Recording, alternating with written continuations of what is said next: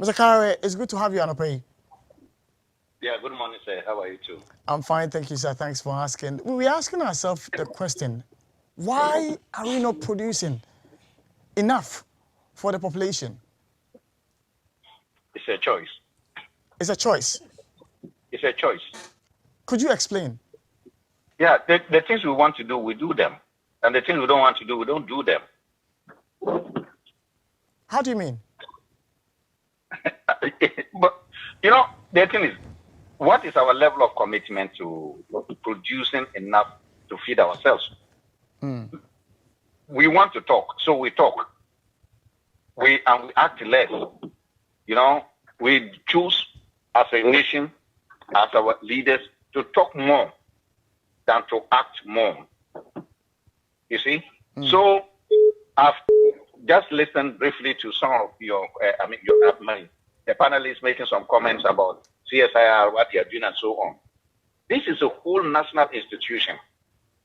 A Council for Scientific and Industrial Research. It has up to almost 13 institutions that are into various sectors of our economy, including agriculture, researching into all that. Look, those institutions, they are resource constrained. State will not give them enough resources to even do their work. But that is not even enough. The very bad thing about it is that when they struggle and make their research and bring it out, the state is not ready to take it. So how do you improve agriculture when you have all these institutions who are supposed to research into how to improve upon it, and when they come out with their research, you don't do anything about it? Is that not a deliberate action not to produce enough to feed ourselves? Again, why would we, as a nation, until recently, when they now took off the discounted benchmark value at the ports, to say that when you import our foodstuffs, what we produce here, foodstuffs into this country, you should, the duty on it, 50% of it or 30% of it, you should not pay duty on it. You are subsidizing imports.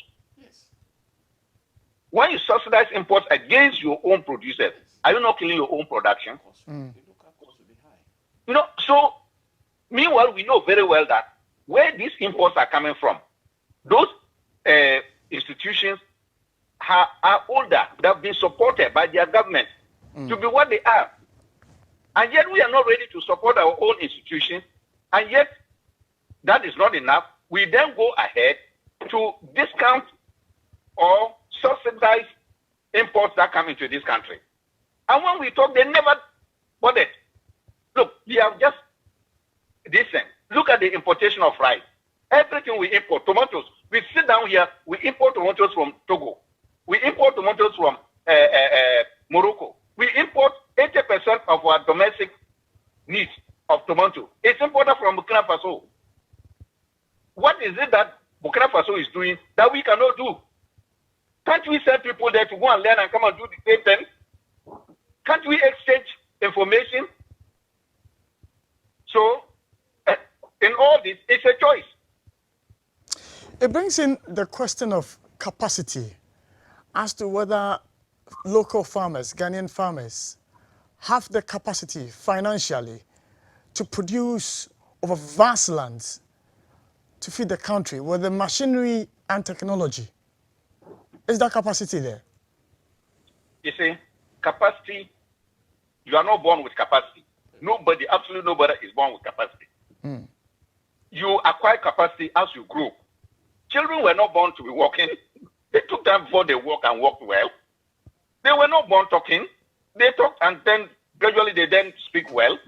We all went to school. From primary one, we go up and then we now go to the university. It's step by step. So when you talk about capacity, capacity is not given. Capacity is developed. We acquire it. So if today farmers do not have capacity, it's because we have not developed them.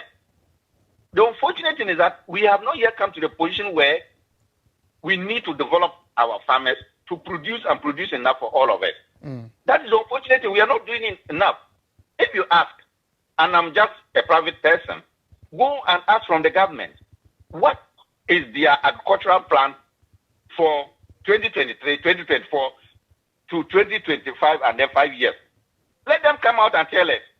And all of us can then buy into it. Where is it? We just always wait. The year comes, we don't have food. When people produce their food and they cannot sell it, we say, you see, there's enough food. There's glut.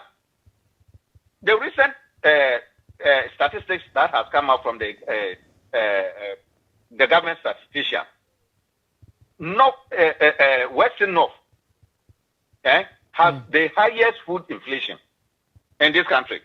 Meanwhile, you recall, some few months back, we were bringing plantain from Western North and then creating the planting for food and jobs market. Where is that the plantain today? Because it is seasonal. It is gone. And it is the region that we were claiming that they have got enough food and then it was rotten and want to create market for them. It is that region that has got the highest, food inflation in this country. So simply, it's a choice what we are doing. It's a choice not to be able to produce enough to feed ourselves. It's not the same government that come out with policy and then taxes to support importation of everything. Are we not the very people who are now running to Thailand that they should come and produce rice here? I mean, what are we doing? 66 years of independence, are we saying that we cannot produce enough rice and that we need to go and bring Thai companies to come and take our lands here and produce rice for who? When we import rice from Thailand, you want Thailand to come and teach you how to produce enough rice so that you don't import from them again. And then apart from that, when you produce enough rice, you now become a competitor to them and you lose their market. I mean, these things, we should all know it. We are competitors.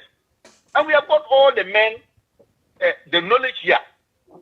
The Thai people, what is their capacity, knowledge, more than our scientists that are here, the CSIR, the universities, and so on. What do we need from them? It's just because it's a choice. We've decided to go there. Now everything is about that.